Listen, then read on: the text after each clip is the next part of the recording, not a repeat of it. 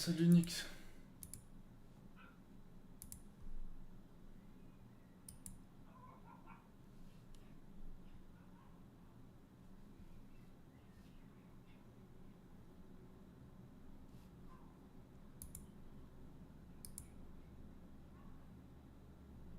Convierte tu...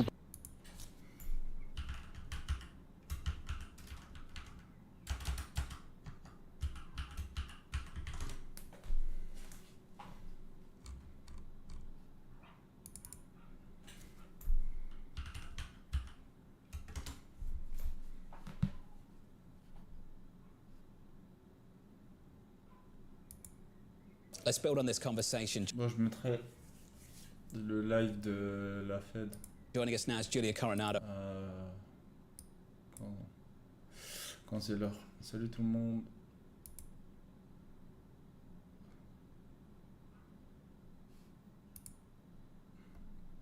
Ok, on va tout revoir. Non, pas tout revoir. Ici, je vais rester en M1, ok? Et sur les autres écrans que j'ai, je vais rester en M15 et tout. Là, je vais regarder la structure M1.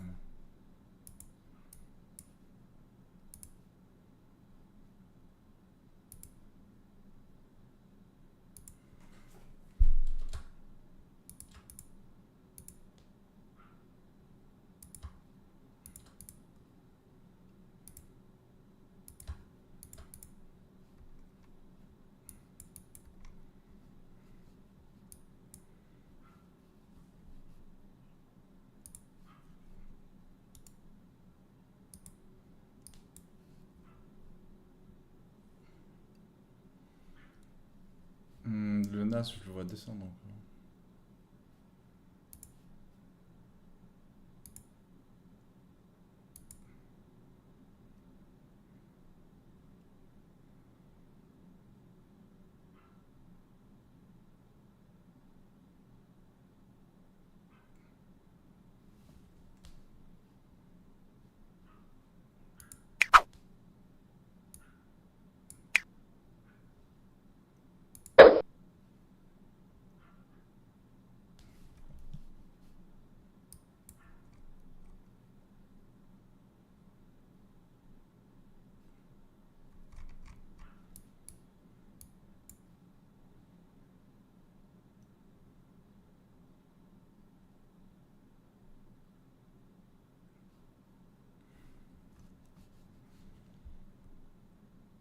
Le gold.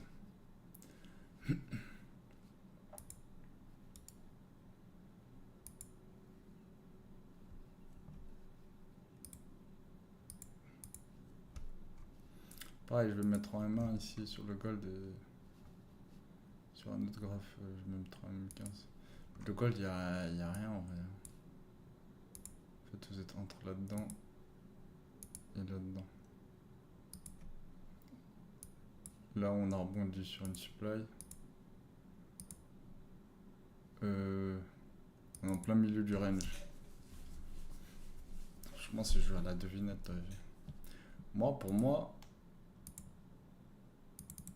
on retrace. Hein. Après, voilà. Je vais pas m'exposer sur le gold. Bitcoin.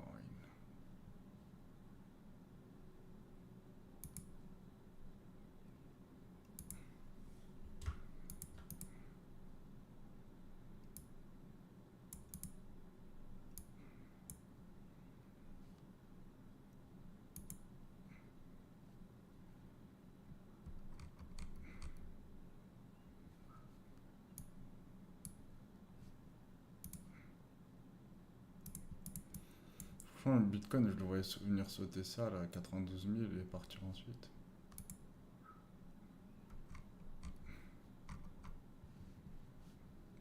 Moi, je dis, on se concentre sur le NAS. Il va mieux bouger.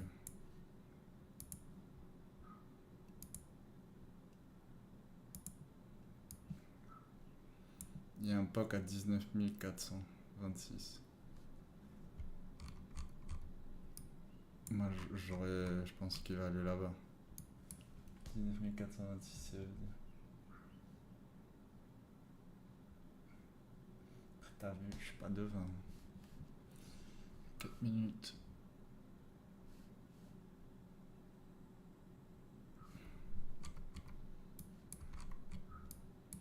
On peut mettre une VWAP.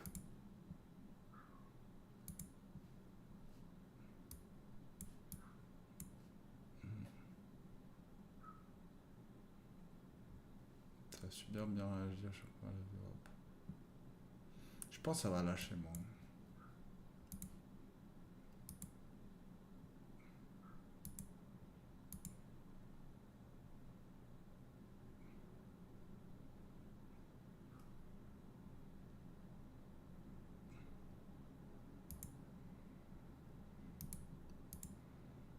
Un truc comme ça je m'attends, tu vois. Mais genre beaucoup plus rapide, tu vois.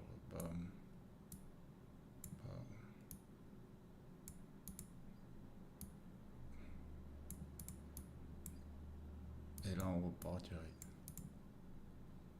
Pas ligne droite, mais voilà, on s'est compris. Après, est-ce que ici va partir de suite? Ou est-ce qu'il va retracer, revenir chercher plus haut? Là, il y avait deux belles entrées. Hein. Sur le VWAP.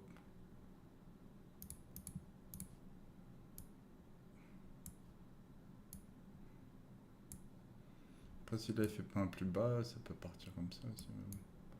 Moi, pour moi, on devait sauter le déséquilibre en dessous, donc à voir.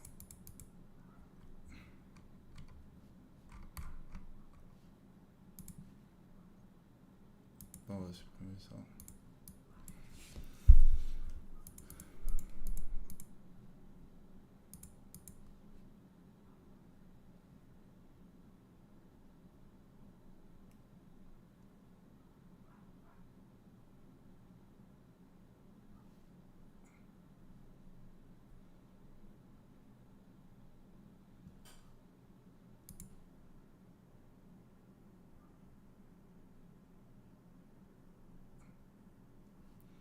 On pourrait peut-être revenir chercher ici en haut.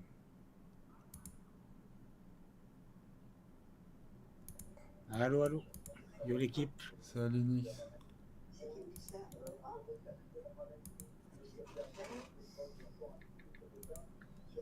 Qu'est-ce que tu me dis, toi?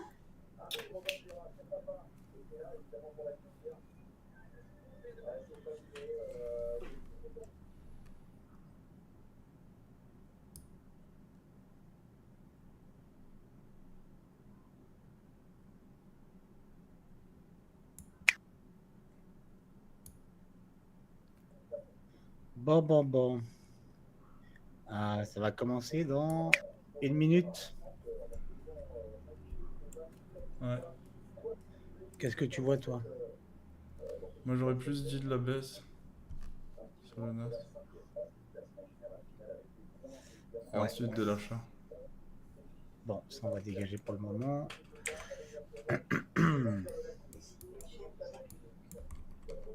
Ça me va nous faire un truc comme ça.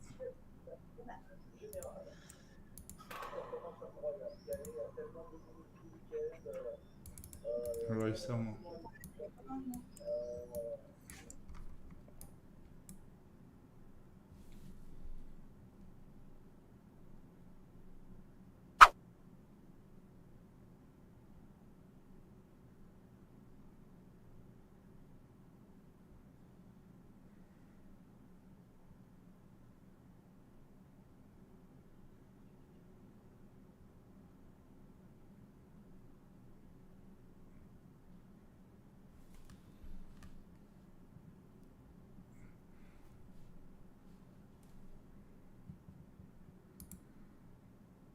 « 4.5, il n'a pas changé. Alors, je voudrais bien qu'il descende 30 points plus bas, là. Le gold, c'est du code barre. Rien à faire. C'est du code barre. Il n'a pas bougé de la zone, hein, aujourd'hui. Non, ben il a pas changé les taux en fait. Je sais pas comment le marché va interpréter ça.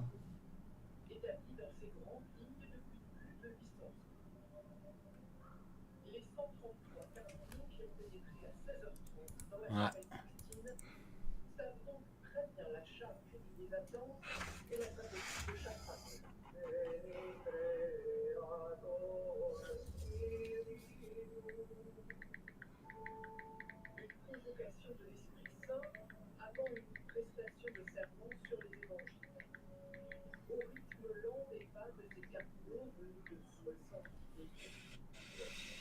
Ok. Bon, il n'y a pas de changement de taux. Après, il y a la conférence dans 30 minutes qui peut peut-être faire quelque chose. En tout cas, là, c'est pourri, il n'y a rien à faire. Rien à faire.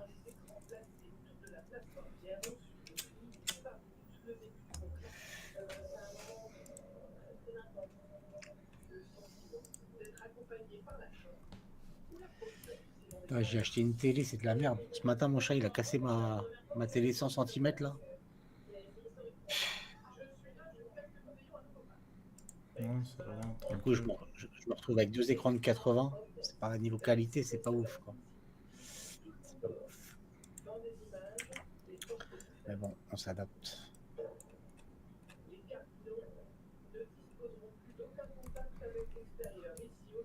Voilà, le gold il pousse, donc en 5 minutes, ça dit quoi? Ah, faut que ça saute tous ces lots ici là. 19 800, faut que ça saute.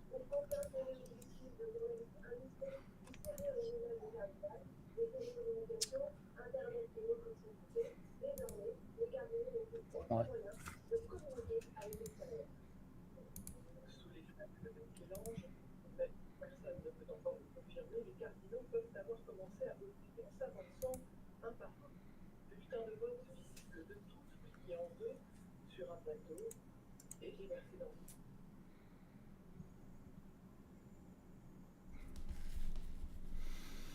Ah bah... Qu'est-ce que vous voulez que je vous dise hein? C'est pas...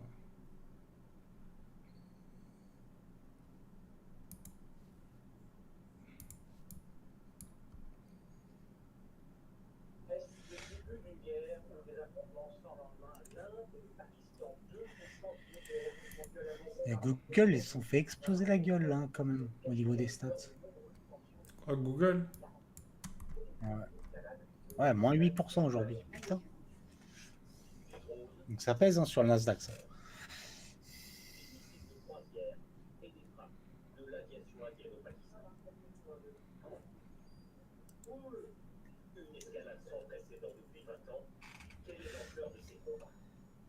Moi, j'avais placé des ordres sur les 19 700, hein, au cas où que ça vienne.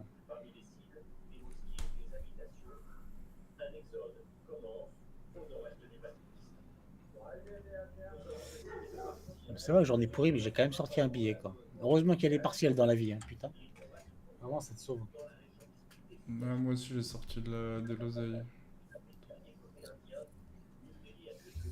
Mais moi j'aimerais bien sortir plus. Pas de match.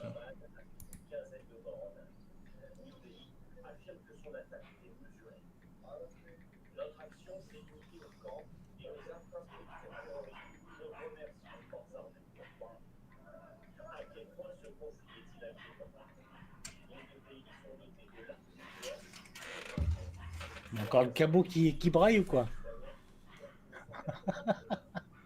C'est les pites de chez toi, Erwin.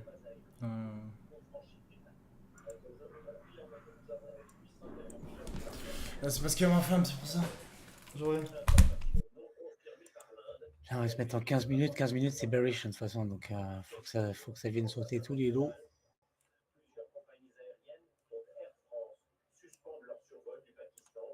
Donc là, si on prend... Et encore, les 19 700, c'est petit. Hein.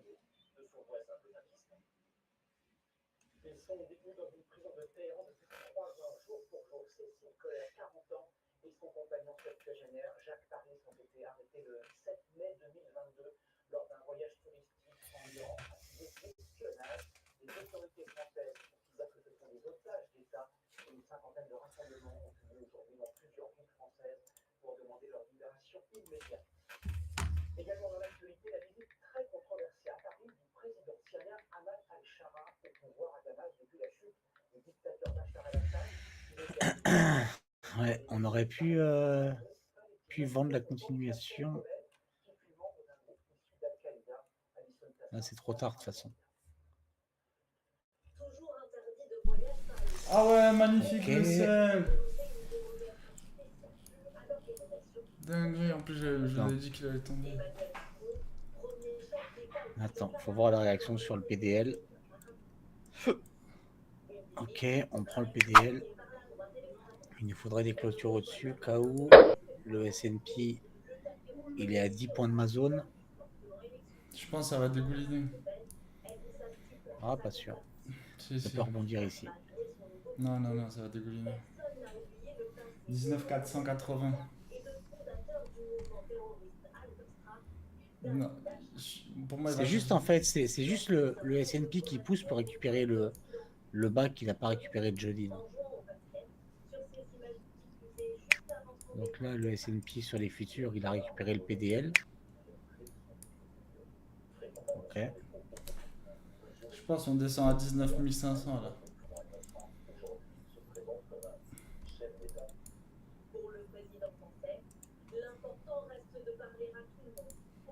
Moi, j'ai acheté un contrat.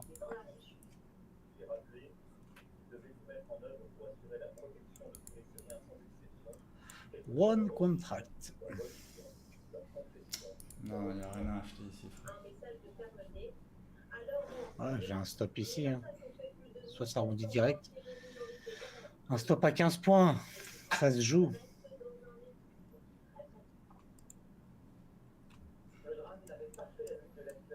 Ça va continuer à couler.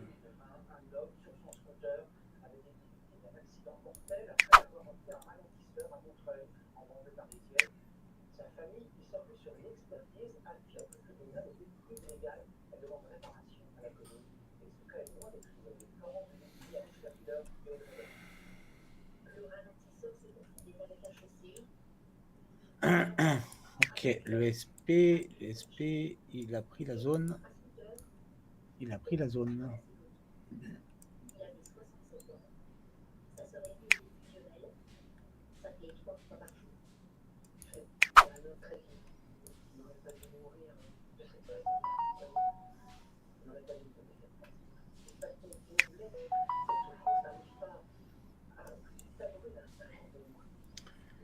Le SP qui a bien creusé, ça réintègre au-dessus. Allez, vas-y. Allez, vas-y, cool ta mère.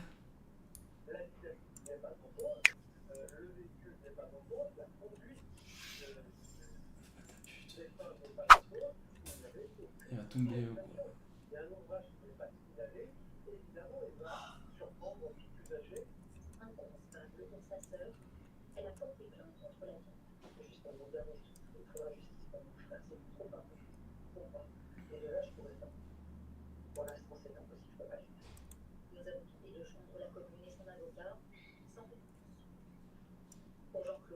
Attends, comment je peux faire?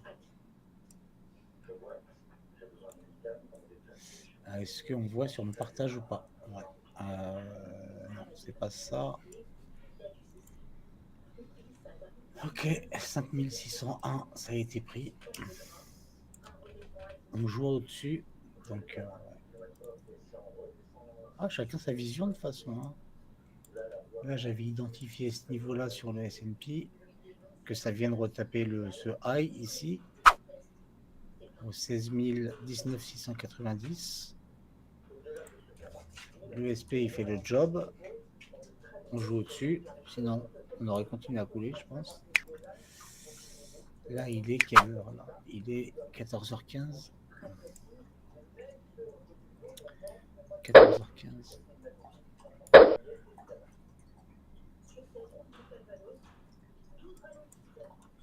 En tout cas, moi, je suis dedans.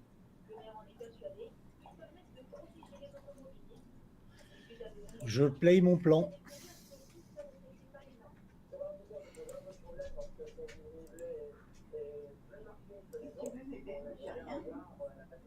On va dégager, on va y voir plus clair. Hop.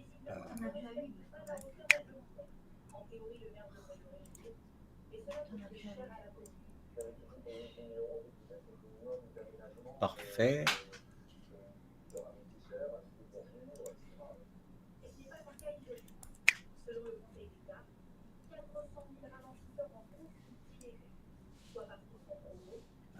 Vous voyez pas ça en fait. Attends, partage d'écran. Tu connais ça, Erwin, là, ce que je partage? Comment c'est là? Rien. Protocole FOMC. C'est généralement comme ça que ça se passe sur les FOMC. Tu vois.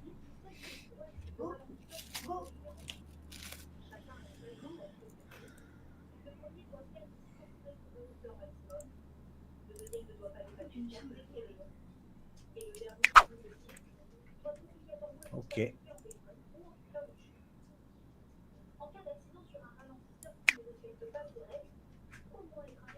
Merlich, le petit BE. Le petit break event.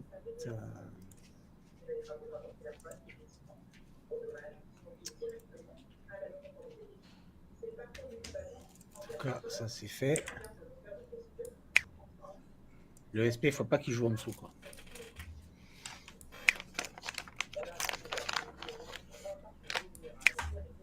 Oh, je me suis pas fait BE en fait. Putain, 2 ticks.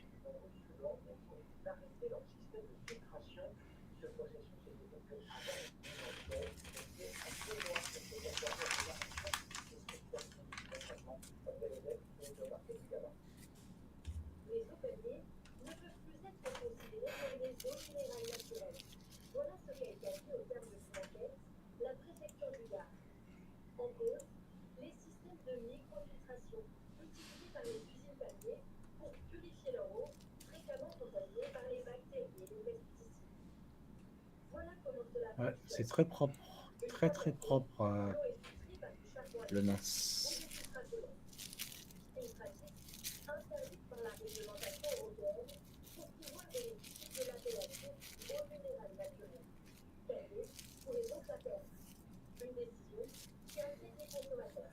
Parce que ici, je suis rentré à...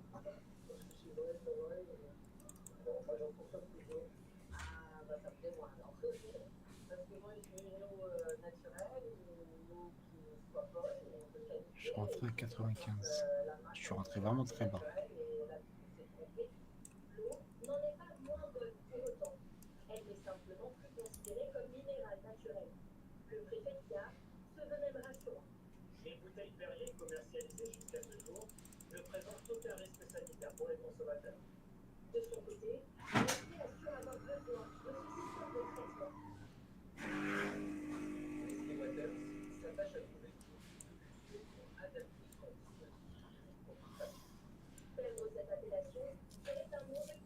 Merde.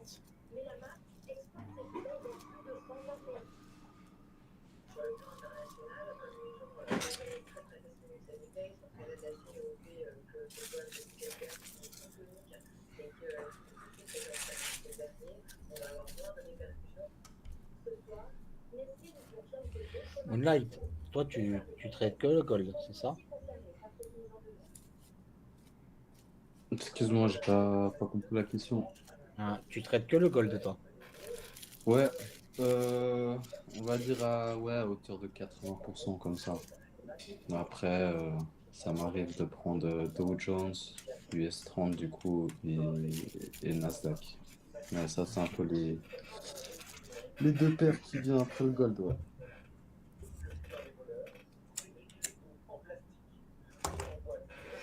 Au début des indices, hein, je tradais que le dos et j'arrivais pas à trader le Nasdaq. Et maintenant, c'est tout l'inverse. Alors, je regarde même plus en fait. Ouais, S&P, je sais pas, au départ aussi, vraiment au début, je le tradais, mais je préfère la volatilité Nasdaq ou gold, quoi. Et maintenant, il te fait des sacrés points le dos. Hein. Ouais, ouais.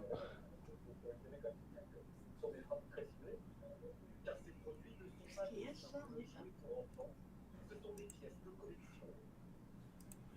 Putain, allez, 14 minutes.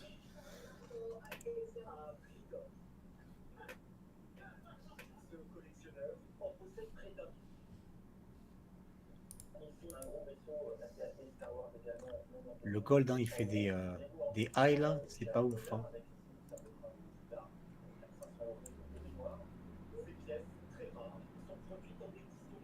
Tu prends, tu mets un stop à 50 pips, mais bon, c'est tendu quand même. Hein. C'est pas ouf. Hein.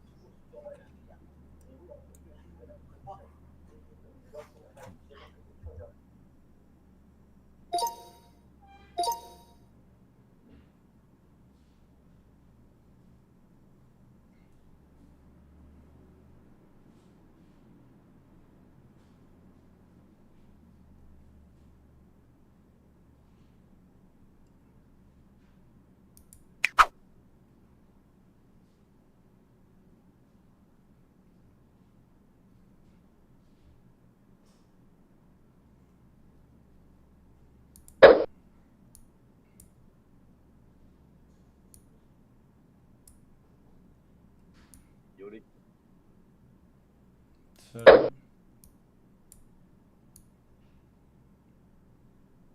Alors, qu'est-ce que vous faites? Moi j'ai vendu le NAS. Et on verra bien. Ah bien. Il a bien coulé. Ouais.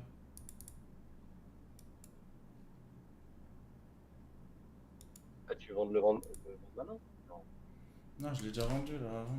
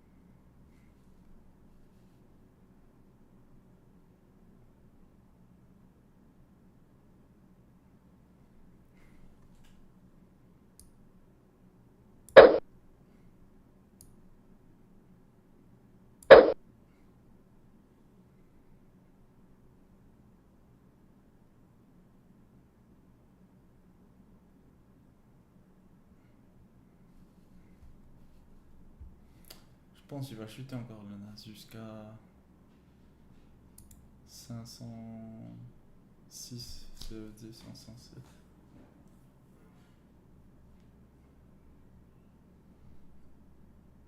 Mais il peut y avoir un joli retracement.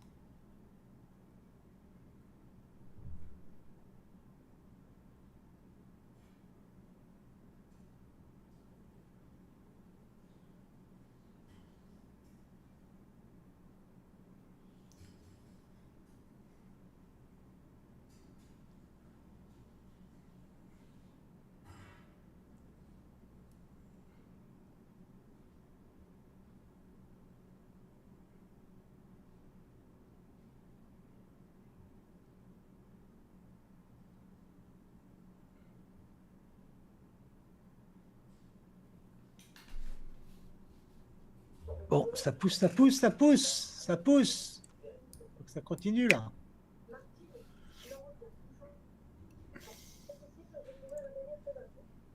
Très très bien. Très très bien. Le S&P à 5615, on aime bien. Je les aurais vus Si descendre on... un peu plus bas. On verra bien. Ben en fait, le S&P, il est juste venu récupérer le bas de jeudi dernier qu'il n'a pas récupéré hier. C'est le S&P qui avait du retard par rapport au Nasdaq. Tu vois. Donc, voilà, j'ai plaqué la divergence. Tu vois. Et puis là, on va aller chercher des ATH. Hein. Pas des ATH, mais je sais pas.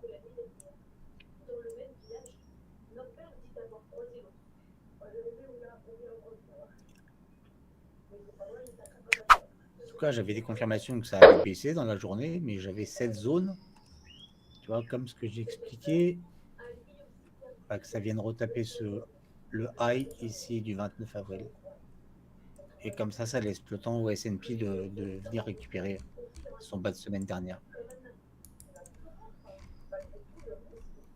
Bon, j'espère pas me faire un BE parce que ça serait un peu relou quand même.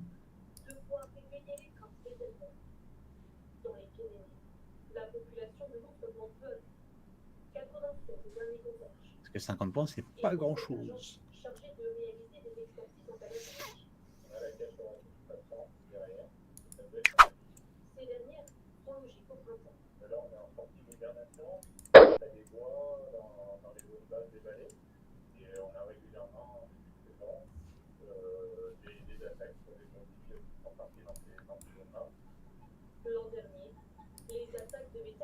Ah, il va me sauter, un salaud.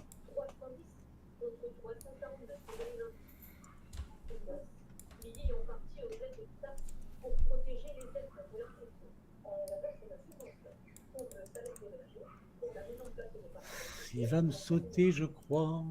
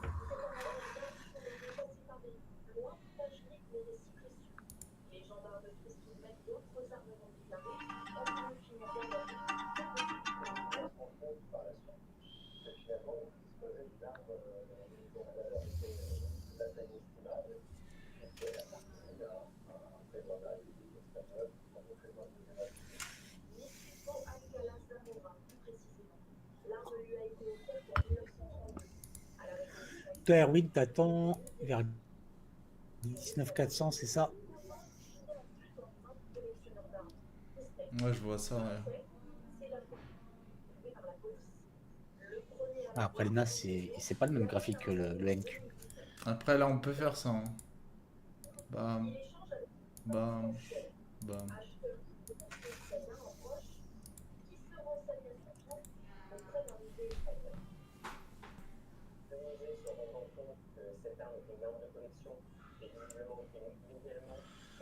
Ouais, bon, j'ai déjà pris un partiel.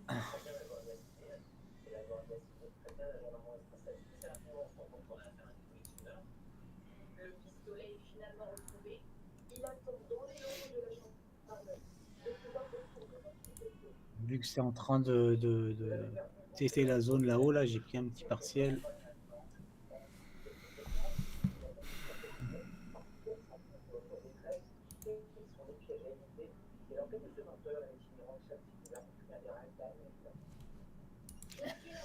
Là, le partiel, je l'ai fait ici.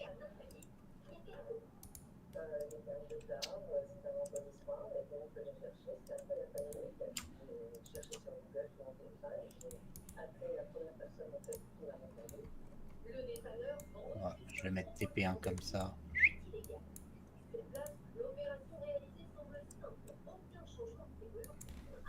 Après, je vais juste viser ici.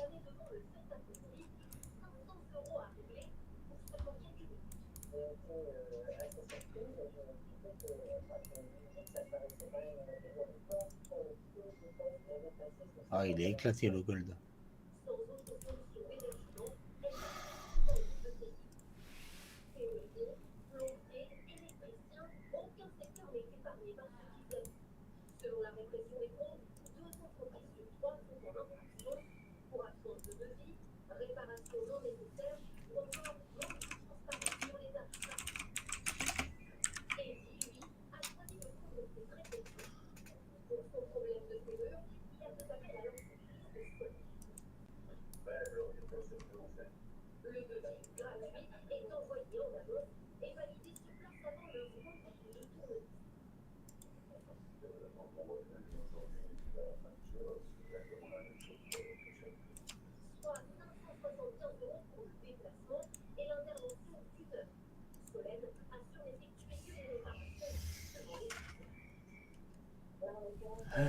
Conférence de presse dans 4 minutes.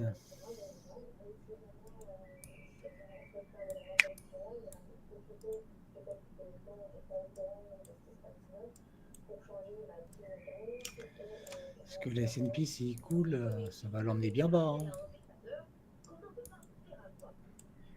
Ah, on a quand même une grosse expansion ici. Hein.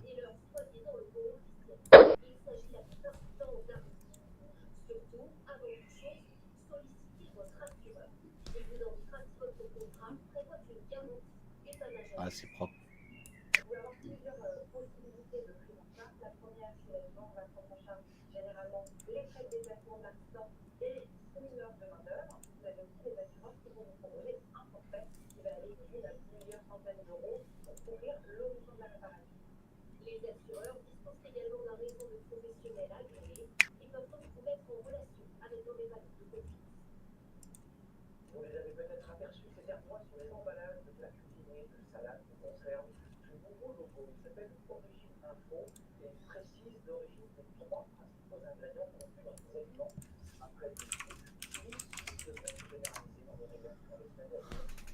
C'est bon ça. C'est bueno.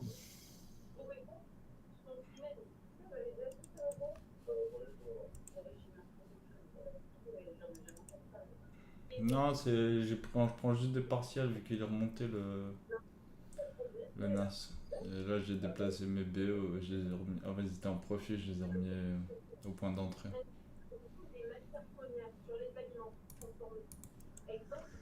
Je prends des positions là et là. J'ai les BE là. Je les ai remis là. Petite série. J'ai pas pris de nouvelle position.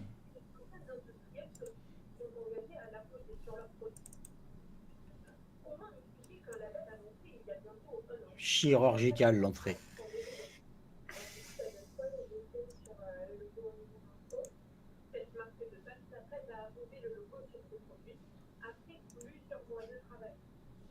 C'était juste logique en fait. Ça.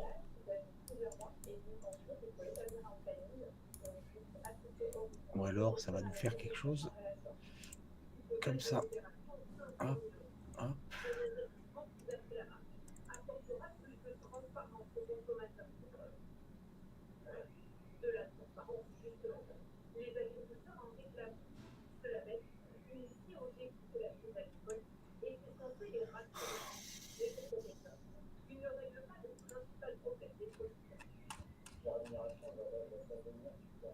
Ouais, peut-être juste pour combler la FVG ici.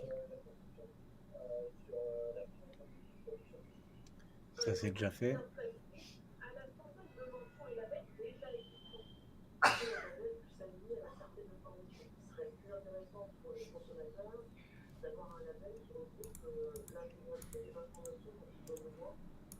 That the risks of higher unemployment and higher inflation have risen, emphasizing the language, the communication that came from the Fed chair more recently at the Economic Club of Chicago, and clearly the committee getting behind him. March 19th was the last Federal Reserve meeting. April 2nd is so-called Liberation Day squeezed in between. A generational shift in trade policy, totally shaking up the outlook for this Federal Reserve. Which makes it incredibly difficult for them to give actual forward-leading indicators at a time of such great uncertainty. It is May 7th, and the chairman has stepped up. Here's the chairman of the Federal Reserve. My colleagues and I remain squarely focused on achieving our dual mandate goals of maximum employment and stable prices for the benefit of the American people. Despite heightened uncertainty, the economy is still in a solid position. The unemployment rate remains low, and the labor market is at or near maximum employment. Inflation has come down a great deal, but has been running somewhat above our 2% longer run bullish, objective. Ce qu'il est en train de dire. In support of our goals, today the Federal Open Market Committee decided to leave our policy interest rate unchanged. The risks Dans le chat, of il est en higher train de dire unemployment buy and gold. higher inflation Il est en train de appear to faire have éclater risen, gold. and we believe that the current stance of monetary policy leaves us well positioned to moi, respond in j'ai a déjà timely way retourné ma to veste, potential là, economic developments. J'ai vendu fort. I will have more to say about BE monetary policy after briefly 1100, reviewing ça peut, economic ça peut. developments.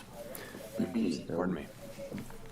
Following growth of 2.5% last year, GDP was reported to have edged down in the first quarter, reflecting swings in net exports that were likely driven by businesses bringing in imports ahead of potential tariffs.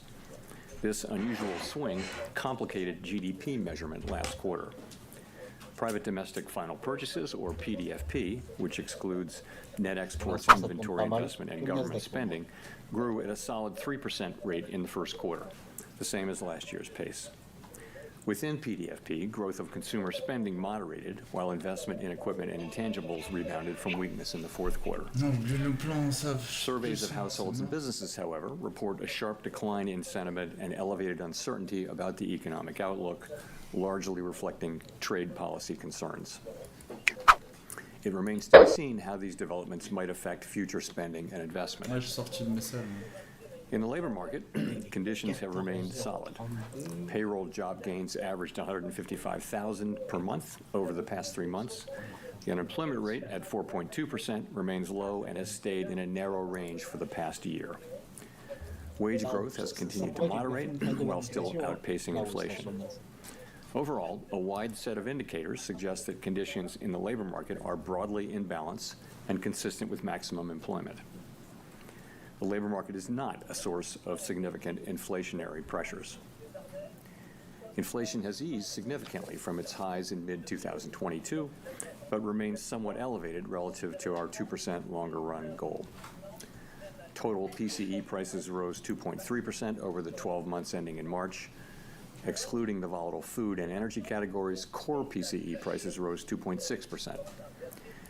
Near-term measures of inflation expectations have moved up, as reflected in both market and survey-based measures.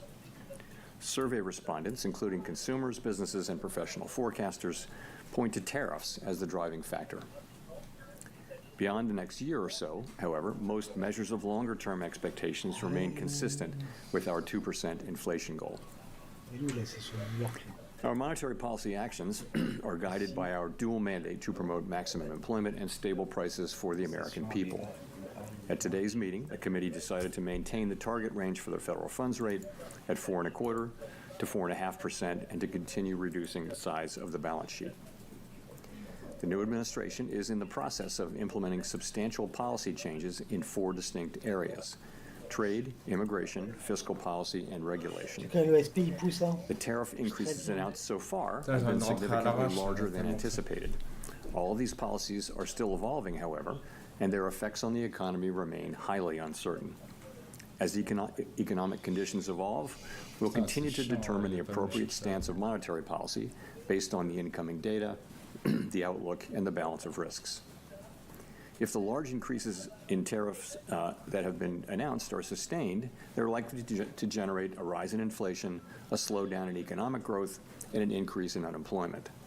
The effects on inflation could be short-lived, reflecting a one-time shift in the price level. It is also possible that the inflationary effects could instead be more persistent. Avoiding that outcome will depend on the size of the tariff effects, on how long it takes for them to pass through fully on prices, and ultimately on keeping longer-term inflation expectations well anchored. Our obligation is to keep longer-term inflation expectations well anchored and to prevent a one-time increase in the price level from becoming an ongoing inflation problem. As we act to meet that obligation, we'll balance our maximum employment and price stability mandates, keeping in mind that without price stability, we cannot achieve the long periods of strong labor market conditions that benefit all Americans. We may find ourselves in the challenging scenario in which our dual mandate goals are in tension.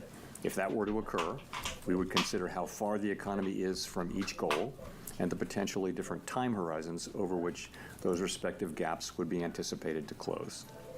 For the time being, we're well positioned to wait for greater clarity before considering any adjustments to our policy stance. At this meeting, the committee continued its discussions as part of our 5-year review of our monetary policy framework. We focused on inflation dynamics and the implications for our monetary policy strategy. Our review includes outreach and public events involving a wide range of parties, including Fed Listens events around the country and a research conference next week.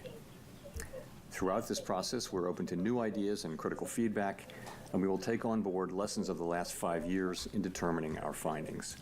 We intend to wrap up the review by late summer. The Fed has been assigned 2 goals for monetary policy: maximum employment and stable prices. We remain committed to supporting maximum employment, bringing inflation sustainably to our 2% goal, and keeping longer-term inflation expectations well anchored. Our success in delivering on these goals matters to all Americans. We understand that our actions affect communities, families, and businesses across the country. Everything we do is in service to our public mission. We at the Fed will do everything we can to achieve our maximum employment and price stability goals. Thank you. I look forward to your questions. Steve Leisman, CNBC. Thank you, Mr. Chairman, for taking my question. A lot has happened since the last meeting. There's been tariffs put on, tariffs taken off, and meanwhile there's a bill advancing in Congress. And I just wonder if I could press you on the last part of your statement. Are you any closer now to deciding which side of the mandate is going to need urgent care first? Well, so as we noted in our statement, post-meeting statement, we've judged that the risks to higher employment and higher inflation have both risen. And this, by the way, of course, is compared to March. So that's what we can say. I don't think we can say, which way this will shake out. I think there's a great deal of uncertainty about, for example, where tariff policies are going to settle out. And also, when they do settle out, what will be the implications for the economy, for growth, and for employment? I think it's too early to know that. So, I mean, ultimately, we think our policy rate is in a good place to stay as we await further clarity on tariffs and ultimately their implications for the economy. Hearing you describe what you're looking for in terms of being able to make a decision, it sounded like that's a long-term process before you sound like you're going to be comfortable, or the committee would be comfortable to act on what the data is telling you. I don't think we know. I think, if you look where we are today, we have an economy that, if you look through the sort of distortions in Q1 GDP, you've still got an economy that looks like it's growing at a solid pace. The labor market appears to be solid. Inflation is running just a bit above 2%, so it's an economy that's been resilient and is in good shape. And our policy is sort of modestly or moderately restrictive. It's 100 basis points less restrictive than it was last fall. And so we think that leaves us in a good place to wait and see. We don't think we need to be in a hurry. We think we can be patient. We're going to be watching the data.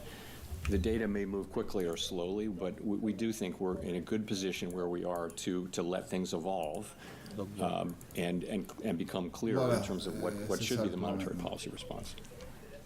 Nick.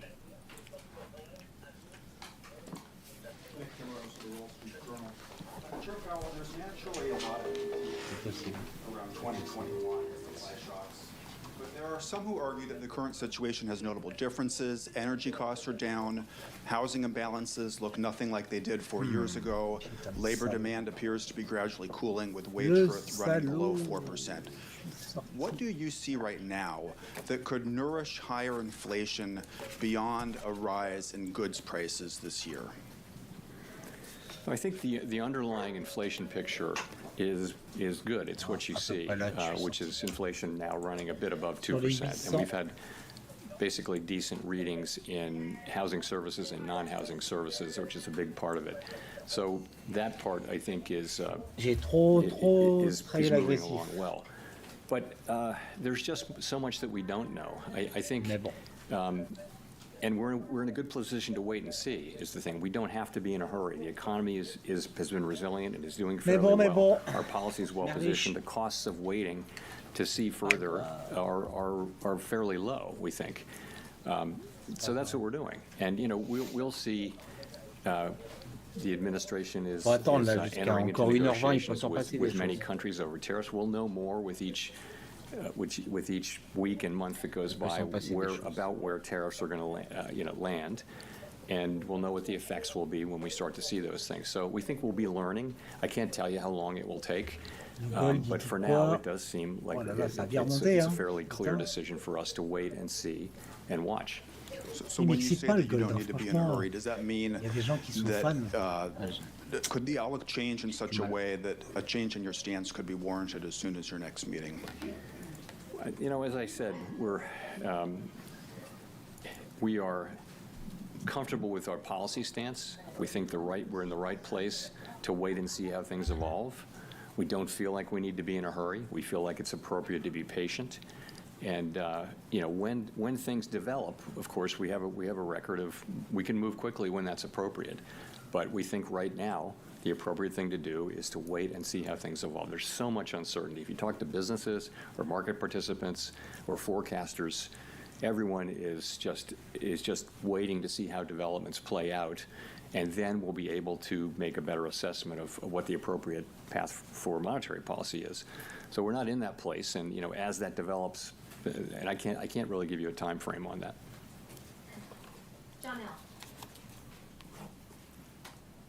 Janelle Marte with Bloomberg. So many economists have been pricing in higher odds of a recession, and several are noting that it is more difficult for the Fed to cut rates preemptively given the higher risks for higher inflation. So given the outlook, do you still see a path for a soft landing, and what does that look like? Well, let me say, I mean, so let's look back and see where we are. So to go through 2024 up to the day, we've had you know, unemployment in the low 4s for more than a year. We've had inflation coming down now in the mid to low 2s. We've had an economy growing at 2.5%. So that is the economy as we see it now.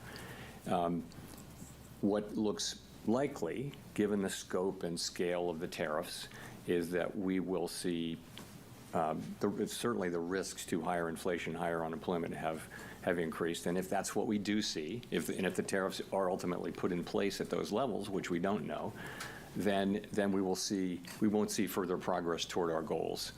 But we might see a delay in that. I think in our thinking we would never do anything but keep achieving those goals. But we would, at least for the next, let's say, year, we would not be making progress toward those goals. Again, if that's the way the tariffs shake out. The thing is, we don't know that. There's so much uncertainty about the scale, scope, timing, and persistence of the tariffs.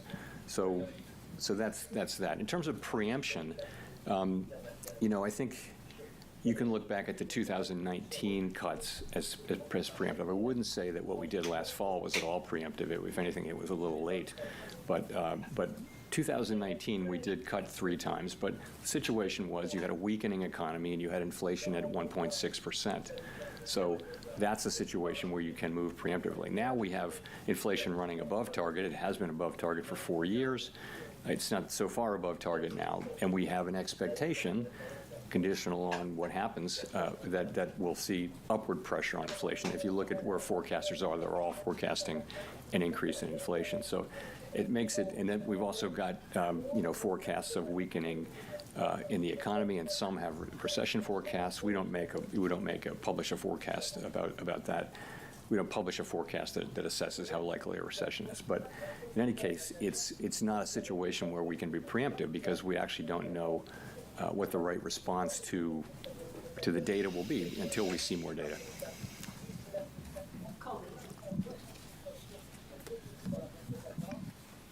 Colby Smith with the New York Times. How much weakness does the committee need to see, though, in the labor market and the economy more broadly to lower interest rates again? Is it about a certain increase in the unemployment rate over a period of time, or perhaps a certain number of negative monthly job reports? I mean, how are you making that assessment? You know, so first of all, we don't see that yet, right? We have 4.2% unemployment, good participation, wages behaving very well. participation, I mentioned, at a good level. So, with the labor market, we would look at the totality of the data. We'd look at the level of the unemployment rate. We'd look at the speed with which it's changing.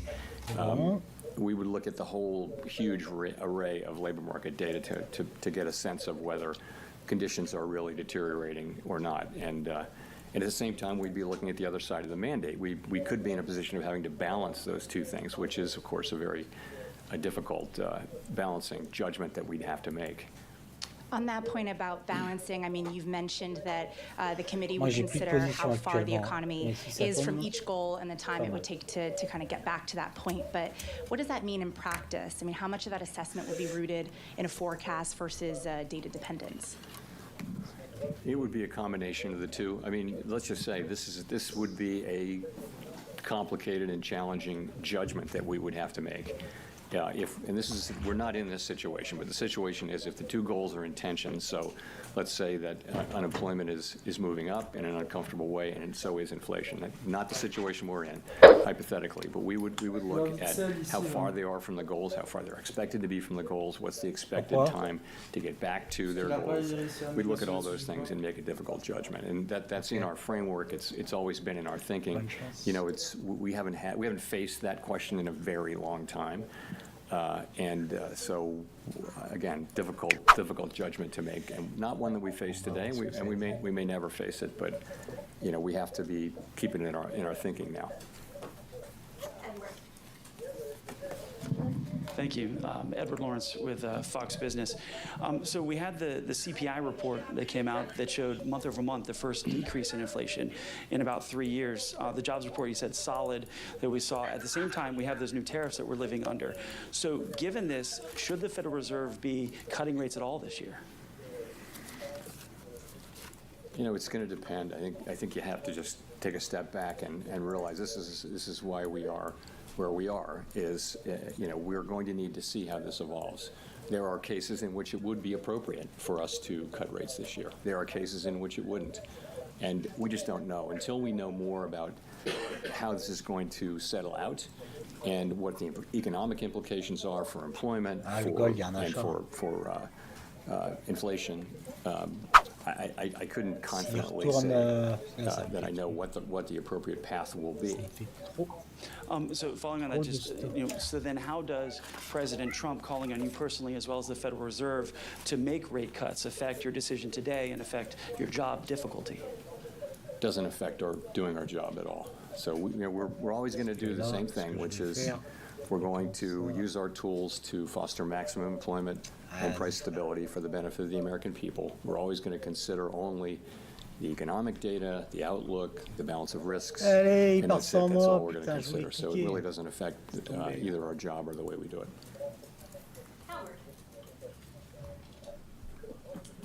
Hi, Howard Schneider with Reuters, and thanks for the time. I'm wondering, given the complexity about the first quarter GDP and what lies ahead, I'm just wondering what your intuition tells you about the underlying direction of the economy right now. Many of your colleagues have said they feel growth is slowing. If so, do you have any sense of by how much, to what degree the slowdown may be? What does your gut tell you about how things are evolving out there? My gut tells me that uncertainty about the path of the economy is extremely elevated, and that the downside risks have increased. The risk is, as we pointed out in our statement, the risks of higher unemployment and higher inflation have risen, but they haven't materialized yet. They're not in the data yet. So that tells me more than by intuition, because I think it's obvious actually that the right thing for us to do is we're in a good place. Our policy's in a very good place, and the right thing to do is await further clarity. And there's usually things clarify and the appropriate direction becomes clear. That's what usually happens. Right now, it's very hard to say what that would be. In the meantime, the economy is doing fine. Our policy isn't, it's not highly restrictive. It's somewhat restrictive. It's 100 basis points less restrictive than it was in, last summer. So we think it's in a good place, and we think the appropriate thing is for us to wait and see and get more clarity about the direction of the economy. Well, let me press you on this idea of the economy being fine right now, because reading the beige book very closely the last time around, there was a lot of negative stuff, negative sentiment that was in there, and I know that everybody's looking at soft data right now. You mentioned it yourself that the sentiment's sour. But the beige book was talking about the beginnings of layoffs in some industries, prices rising in some places, and an awful lot of investment decisions being pushed to the sideline. Doesn't that point to a slowdown? It may well. It just hasn't shown up yet, and we all look at all these sentiment and read many individual comments just to get a better feel. And businesses and households very broadly are concerned and postponing economic decisions of various kinds. And yes, if that continues and nothing happens to sort of alleviate those concerns, then you would expect that to begin to show up in economic data. It wouldn't maybe show up overnight, but it would show up over weeks and months. And that may be what happens, but it hadn't happened yet. And also, there are things that can happen that will change that narrative. I mean, they haven't happened, but it's possible to imagine things that. But in the meantime, yes, we're watching it extremely carefully, like everyone is, but don't see really much evidence of it in actual economic data yet.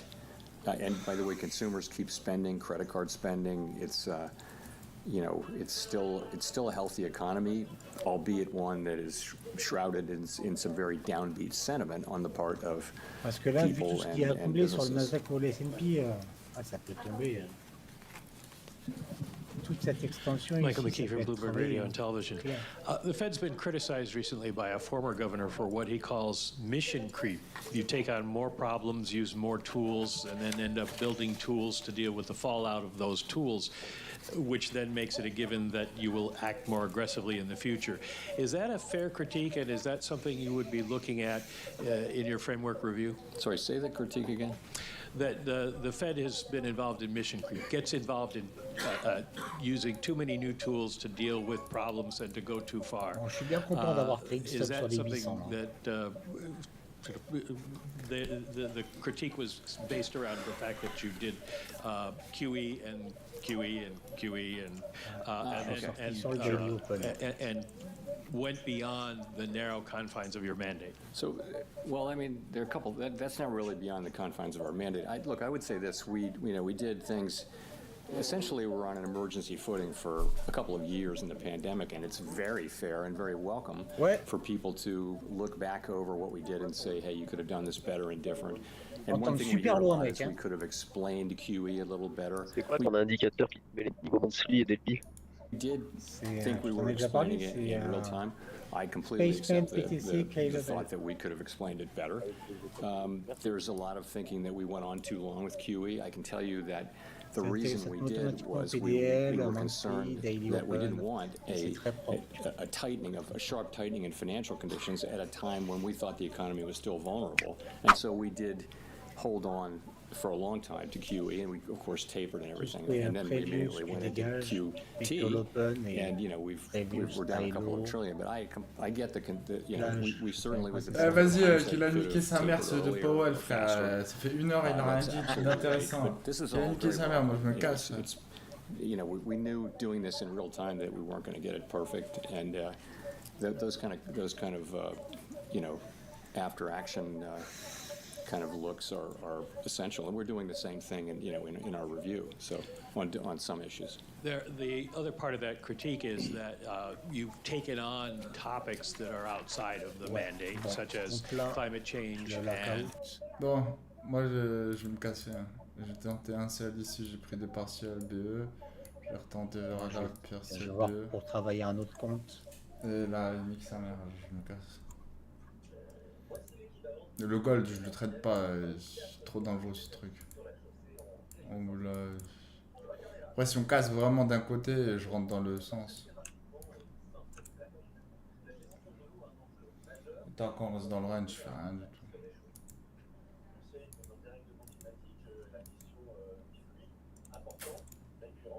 Rien à mettre sous la dent pour le moment. Je vais attendre, je vais revenir un petit peu plus tard sur le marché, le temps que là il parle encore. Là. Il y a moyen il parle encore 1 heure, 2 heures lui. Hein.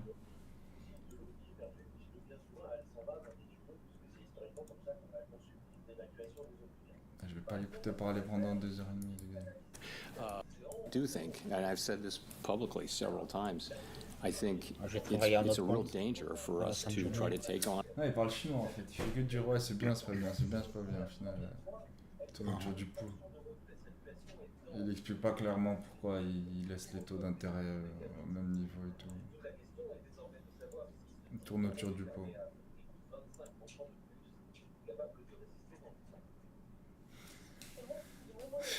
Vas-y, je reviens à 21h, 22h. Ou peut-être séance asienne, on verra ce que ça donne. Et pour le moment, lui là... On a mandate like that, which is very narrow application to our work. And, you know, the risk is if you go for things that are really not on your mandate, you know, then why are you independent? And I think that's a very fair question. I do think we've done a whole lot less on climate than some people seem to think we did. Individual group with that, but I think some people, you know, wanted to hear it that way. That's not at all what we meant. So that's just not correct reading of vas-y, je me casse. I can see how, you know, maybe people found that confusing. And you know, je vous laisse le live là, ok? Moi je pars. Vas-y, laisse comme ça. Je laisse même le live YouTube, je Hi, le Chair laisse. Powell. Thanks for taking our questions today. I'm Jolene Kent with CBS News. Juste là, je vais attendre qu'il and the economy is doing fine today, but the impacts of tariffs are already showing up at the ports. Businesses big and small are telling us that they feel it, and most importantly, consumers say they feel it, that the challenges are here, and there's no waiting and seeing. For Main Street, what is the breaking point? What would have to happen to prompt a rate cut? Oh là là là là là là. Well, je suis pas loin du TP, putain. So we really don't see in the data yet big economic effects. We see sentiment, there are concerns that higher prices may be coming or things like that. So people they're worried now about inflation. They're worried about the you know, a shock. That shock hasn't hit yet. Okay, so.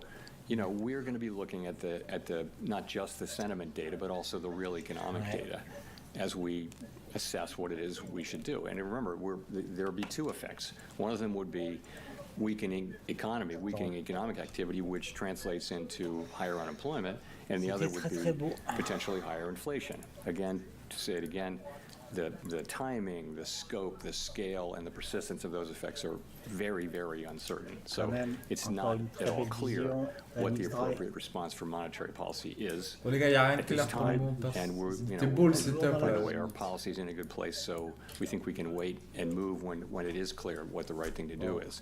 Really not at all clear what it is we should do.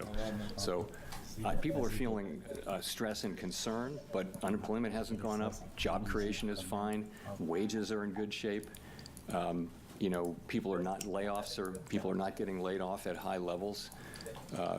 You know, initial claims for unemployment are not increasing, you know, in any kind of impressive way. So the economy itself is still, you know, in solid shape. Just a quick follow-up.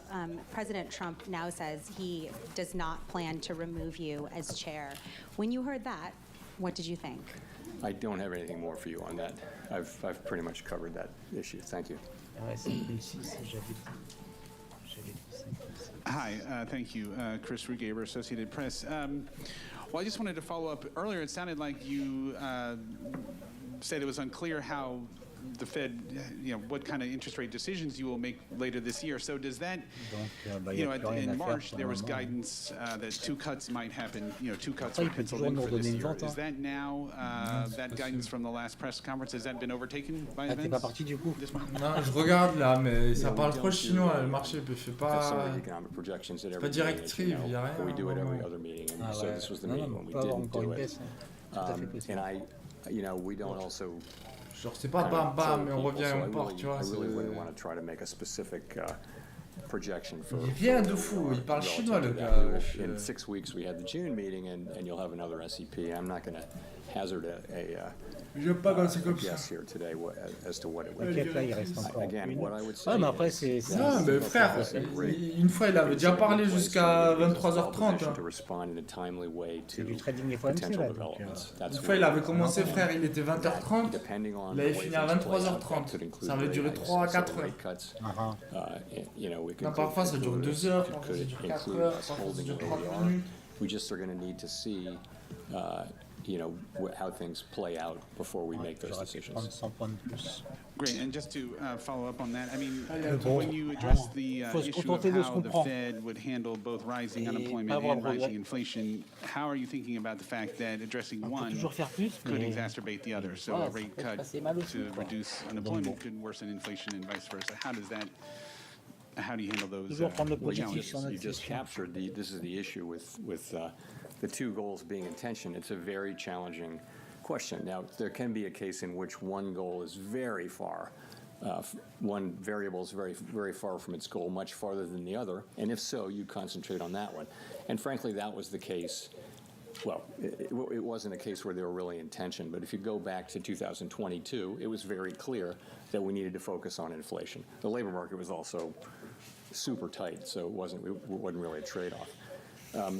You know, if I think you know what our framework document says. It says we'll look at how far each variable is from its goal, and also we'll factor in the time it would take to get there.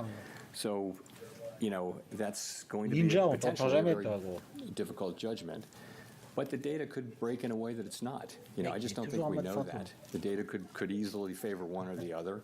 C'est un ninja. And Ouais, right c'est un now, vrai ninja. there's no need to make a choice, and no real basis for doing so.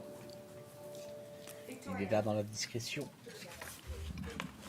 Hi, Victoria Guida with Politico. I wanted to ask, Congress is currently debating spending cuts alongside extending the tax cuts. And I know you've talked many times about how the path of the debt is unsustainable, but given that we're also talking right now about the economy slowing, potentially even recession, I was just wondering, is there a danger that spending cuts now could slow growth a lot more? You know, we don't give Congress fiscal advice. They're going to do. We take what they do as a given, and we put it in our models and in our assessment of the economy. So I wouldn't want to, speculate on that. I mean, I think we do know that the debt is on an unsustainable level, on an unsustainable path, not at an unsustainable level, but an unsustainable path. And it's on Congress to figure out how to get us back on a sustainable path. And you know, it's not up to us to give them advice. Well, do you think that they should take macroeconomic conditions into account as they look at this? I think they don't need my advice and our advice on how to do fiscal policy any more than we need their advice on monetary policy.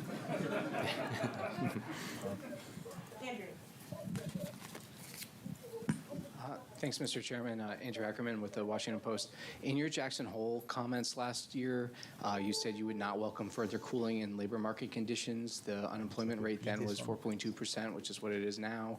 Many forecasters now predict a higher jobless rate. How has your tolerance for weakening labor market conditions changed compared to a year ago? So it was quite a different situation. What was happening last year is that over the space of 6, 8, 7 months, the unemployment rate went up by almost a full percentage point. And it was click, click, click, click, click each month. And you know, everywhere people were talking about downside risks to the labor market. At the same time, payroll job numbers were getting softer and softer. So there was a really obvious concern about downside risk to the labor market. And so at Jackson Hole and then in September, you know, we wanted to address that forthrightly. We wanted to show that we were there we'd been there for inflation for a couple of years, and we wanted to show also that we're there for the labor market. And it was important that we send that signal. Fortunately, since then, the labor market has really, and the unemployment rate have really been moving sideways at a level that is, you know, well in the range of mainstream estimates of maximum employment. So that concern has gotten a lot less. So, you know, you're at 4.2% unemployment. I think we were in a very different situation. Now we have a situation where, you know, the risks to higher inflation and higher unemployment have both gone up, as we noted in our statement, and we've got to monitor both of those. We actually have a potential situation where there may be a trade-off or tension between the two, potentially. We don't have it yet, and we may not have it, but that's what we have, and that's why I think it's a very different situation. I mean, I guess I want to follow up by asking how much of a rise in the jobless rate you could tolerate. Yeah, I can't give you I'm not going to try to give you a specific number. I'll just say we have to now be looking at both variables and which of them is demanding. If one of them is demanding our focus more than the other, that would tell us what to do with policy. If they're more or less, equally distant and equally or not distant, then we don't have to make that assessment. The assessment is you wait. So I'm not going to try to be really specific about what we need to see in terms of a number. But if we did see significant deterioration in the labor market, of course that's one of our two variables, and we would look to be able to support that. You'd hope that it wasn't also coming at a time when inflation was getting very bad. And again, we're speculating here. We don't know this. We don't know any of these things. It's very hypothetical. We're just going to have to wait and see how it plays out. Thanks.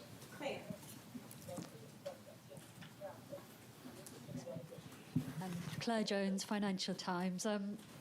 In terms of getting some clarity, we've got some talks at the weekend in Geneva between the US and China.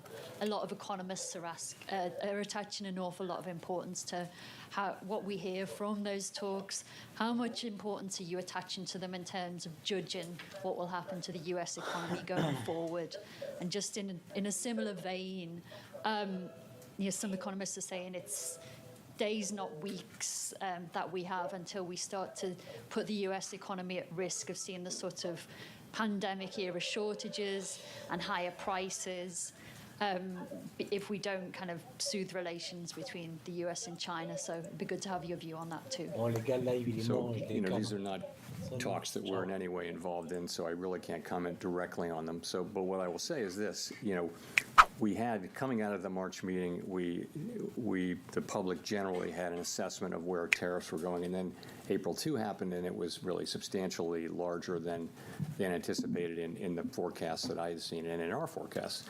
So, and now we have we're in a new phase where it seems to be we're entering a new phase where the administration is beginning talks with a number of our important trading partners, and that has the potential to change the picture materially or not. And so I think it's going to be very important how that shakes out. But we simply have to wait and see how it works out. It certainly could change the picture, and we're mindful of not trying to make conclusive judgments about what will happen at a time when the facts are changing. And just on the fall in shipping volumes from China over these tensions, I mean, do you share that concern that we could start seeing goods shortages and higher prices in the coming weeks if this isn't resolved very quickly? I don't want to get we shouldn't be involved even verbally in the questions about the timing of these things. Yes, of course we follow all that data. We see the shipping data, we see all that, but ultimately this is for the administration to do. This is their mandate, not ours. And I know as you can see, they're again beginning to have talks with many nations, and that has the potential to change the picture materially. So we'll just have to wait and see.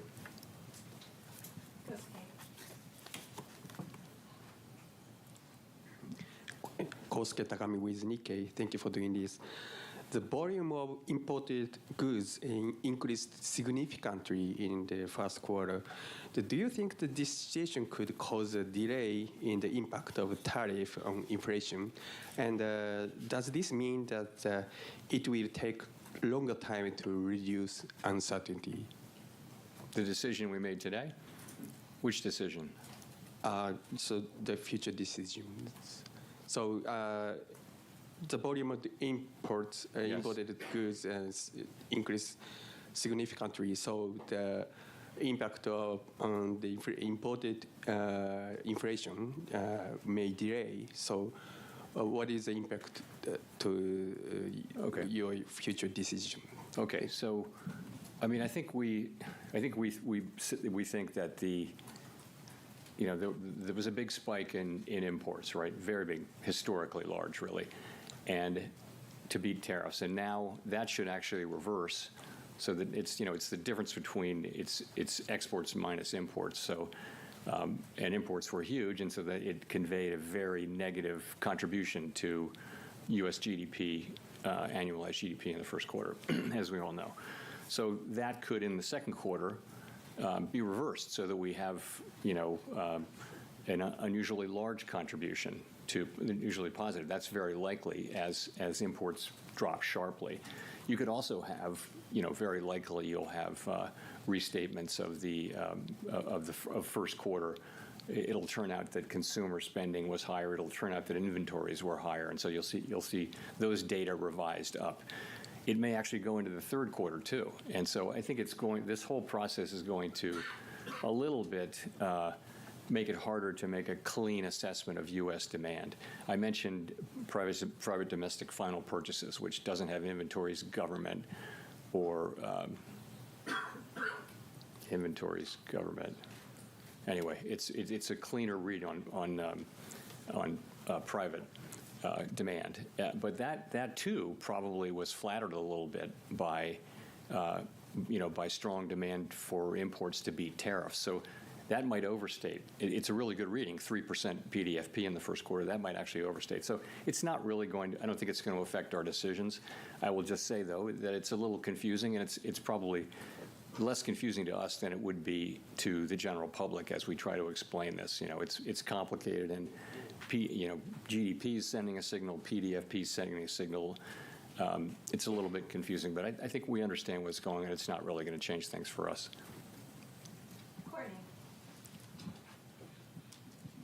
Courtney Brown from Axios. I guess, we talked about some of the indications of potential layoffs, price hikes, an economic slowdown, all being evident in the soft data. I'm curious why the Fed needs to wait for that to translate into hard data to, make any type of monetary policy decision, especially if the hard data is not as timely or might be warped by tariff-related effects. Are you worried that the soft data might be some sort of false warning? No, I mean, look at the state of the economy. The labor market is solid, inflation is low. We can afford to be patient as things unfold. There's no real cost to our waiting at this point. Also, the sense of it is, we're not sure what the right thing will be. There should be some increase in inflation. There should be some increase in unemployment. Those call for different responses, and so until we know, potentially call for different responses, and so until we know more, we have the ability to wait and see. And it seems to be a pretty clear decision. Everyone on the committee supported waiting, and so that's why we're waiting. Just a very quick follow-up. There was this sort of vibe session, if you will, where the sentiments expressed in soft data did not translate into the hard economic data. How are you thinking about that when interpreting some of the signs in the softer survey data? I think going back a number of years, the link between sentiment data and consumer spending has been weak. It's not been a strong link at all. On the other hand, we haven't had a move of this, speed and size.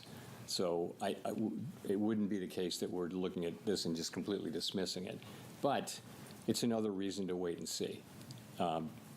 You're right that we had a couple of years during the pandemic where people were saying just very downbeat surveys and going out and spending money. So that can happen, and that may happen to some degree here. We just don't know. This is an outsized change in sentiment, though, and so none of us is looking at this and saying that we're sure one way or the other. We're not. Matt. Thanks, Chair Powell. Matt Egan with CNN. So you mentioned earlier that you were monitoring the shipping data. And we have seen in the shipping data that imports from China into the Port of Los Angeles have plunged, and that has raised concerns about potential shortages. What tools, if any, does the Fed have to ensure that prices and inflation expectations don't get out of hand if tariffs do cause significant supply chain disruptions? I mean, we don't have, the kind of tools that are good at dealing with supply chain problems. We don't have that at all. That's a job for the administration and for the private sector more than anything. What we can do with our interest rate tool is we can be more or less supportive of demand, and that'd be a very inefficient way to try to fix supply chain problems. But we don't see the inflation yet. We're of course reading the same stories and watching the same data as everybody else, and right now we see inflation kind of moving sideways at a fairly low level. If I could follow up on that, President Trump has indicated that he will likely name a replacement for you when your term as chair expires next year. But your position on the board runs through January 2028, I believe. Would you consider remaining on the Fed board even if you're no longer chair? So I don't have anything for you on that. My whole focus is on, and my colleagues' focus is all on, trying to navigate this tricky passage we're in right now, trying to make the right decisions. We want to make the best decisions for the people that we serve. That's what we think about day and night, and this is a challenging situation, and that's 100% of our focus right now. Let's go to Jennifer for the last question. Thank you so much, Chair Powell. Jennifer Schonberger with Yahoo Finance. Public records of your schedule so far this year show no meetings with President Trump. Past presidents Obama, Bush, and Clinton have all met with Fed chairs, and you met with Trump during his first term. Why haven't you asked for a meeting yet with the president? I've never asked for a meeting with any president, and I never will. It's not, I wouldn't do that. There's never a reason for me to ask for a meeting. It's always been the other way. So would you want to meet with him if given the opportunity to get more information? It's never an initiative that I take. It's always an initiative. I don't think it's up to a Fed chair to seek a meeting with the president, although maybe some have done so. I've never done so, and I can't imagine myself doing that. I think it's always comes the other way. A president wants to meet with you, but that hasn't happened. And if I could just ask one question on monetary policy. When it is time to cut rates, how will you determine how far down rates will have to come to try to keep a balance on the inflation mandate as employment weakens? I think once you have a clear direction, you can make a judgment about how fast to move and that kind of thing. So it's really the harder question is the timing, I think, and when will that become clear? And fortunately, as I mentioned, we have our policy in a good place, the economy's in a good place, and it's really appropriate, we think, for us to be patient and wait for things to unfold as we get more clarity about what we should do. Thanks very much. That's the chairman of the Federal Reserve wrapping up the main news conference. The press doing their best to make that interesting. The chairman doing his best to make it boring. And I think he was fairly successful. Your equity market this afternoon looks like this. Equities positive by just 0.1% on the S&P 500. In the bond market on a 2-year, 10-year, 30-year, we look like this. On a 10-year maturity, yields lower by a single basis point, 427.91. The risks have risen. The risks have not materialized. The Fed Chair Jay Powell says we're well positioned to wait. We don't think we need to be in a hurry. We think we can be patient. We're in a good position to wait and see is the thing. We don't have to be in a hurry. The economy has been resilient and is doing fairly well. Our policy is well positioned. The costs of waiting to see further are fairly low. So they are going to wait. Wait to see the outcome of trade talks between the United States and China. Wait to see if this economy breaks one way or the other. Why don't you just read Moby Dick for an hour and a half? I mean, honestly, if you want to know how the Fed looks when they filibuster, this was it. Ultimately, I thought that line was interesting, that the cost of waiting didn't seem that great. Some people, Neil Dutta, might disagree with that, but this right now is their stance. It is in a good place, and they did not give any sense of exactly what it would do to tip their hand away from that. His speech at the Economic Club of Chicago repeated in the news conference this time around. If current trade policy is sustained, it could mean higher inflation. It could also mean lower growth. Our job, we have an obligation, Tom, to anchor inflation expectations. The obligation is there, and of course the reach out is to when will they do something. There's a lot of heated debate. Neil Dutta sent me a note here from Renaissance Macro. He's scathing, is the only word I can come up with, scathing about their delay here. You mentioned Andrew Hollenhorst with a view, and then you go all the way out, dare I say, into next year. The dispersion here there is wide. I just want to point out that if he had read the cliff notes of Moby Dick, like I did in college, he could have pulled it off. Oh, yeah, in an hour and a half. No mention of transitory this time around. Short-lived or short-lived. Yes. Is the new term for the chairman of the Federal Reserve. Yeah, in the sense that they will get clarity as time goes on, and right now they have none, but it will be made apparent to them as things settle into place. This idea, though, that right now the economy is still relatively healthy is one aspect that I think maybe is going to become challenging in a month's time. Let's get to the conversation. Joining us now, the former New York Fed President Bill Dudley. Bill, thank you for joining us, sir. They clearly face a range of risks, which, as the chairman says, have not yet materialized. Can you walk us through how you think they've responded to the risks they face and what you make of that news conference from Chairman Powell?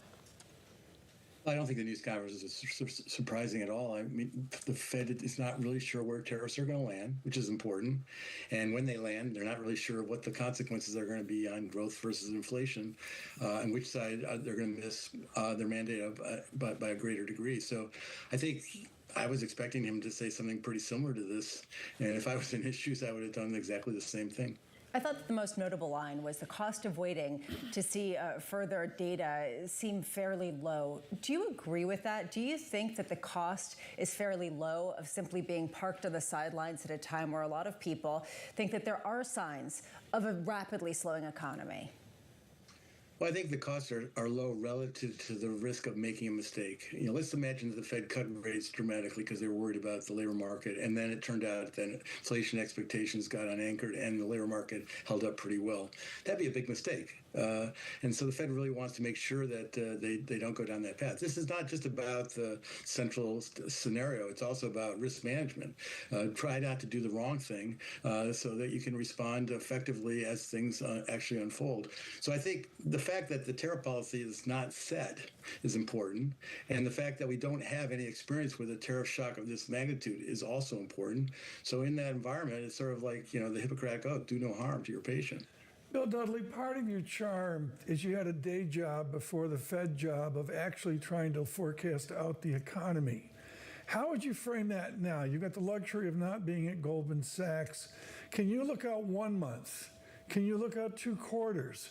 Can you model out a fancy McKelvey-Dudley jewel out a year right now? I don't think you can.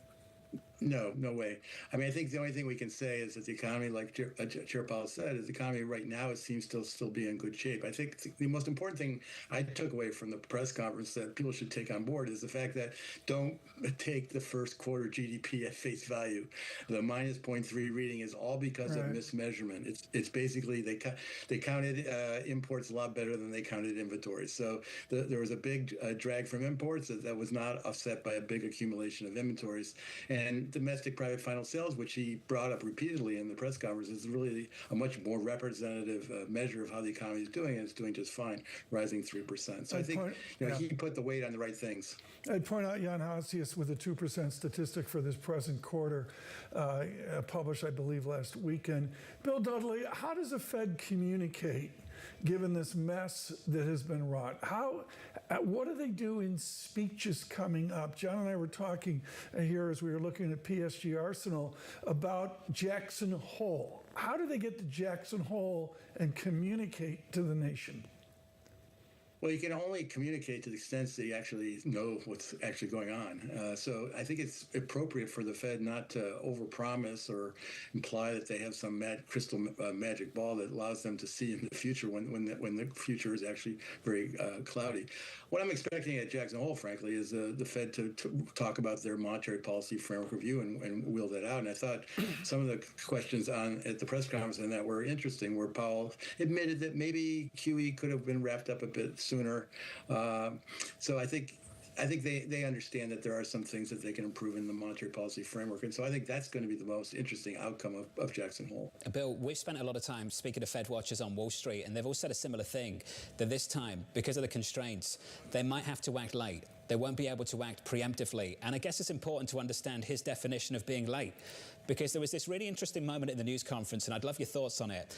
He looked at the cutting that they did last year, 100 basis points of rate reductions, and said the Fed was a little late to start cutting last year. Just what is the definition of late on the FOMC?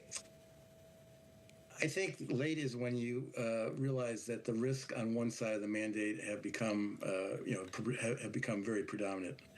So if the fact is you're only cutting at that moment means that you're probably late because the risk have really accumulated on the employment side of the ledger, and that's what happened last summer. The unemployment rate went up pretty quickly, and the risk of the labor market sort of unwinding in a bad way increased, and the Federal Reserve was pretty slow to get off the mark, and that's why they ultimately cut rates more quickly than expected. They delayed and then they cut more rates quickly than expected. I think that caught John's attention, and it caught mine as well, because some people disagreed and said maybe it was proactive in a way that led to the increase in longer-term benchmark yields, this idea that maybe actually there was more strength than expected in the underlying economy. I just wonder what that means going forward about that 2% inflation target if we're still not back there. If we did see something of a firming up of the labor market, and yet that still is the assessment from last year. Well, I think there's two things that are relevant going on. Number one, the monetary policy may still not be as restrictive as the Fed thinks it is. I mean, the fact that the economy is still doing okay with a supposedly restrictive monetary policy in place, I think is is meaningful, at least to me. And the second thing I think is going on that's really important that people aren't putting enough weight on is the labor force is going to grow. Bon, les gars, au final, il s'est rien passé du tout. It did in 2023 and 2024. So the kind of payroll gains you need to keep the unemployment rate stable are much dramatically lower. Ok, bah rien, pas de prise de position sur ce. Si deux selles, celui-là et celui-là. Et au final, il est monté. Peut-être là, ça va faire ça. Au final. Et ensuite ça.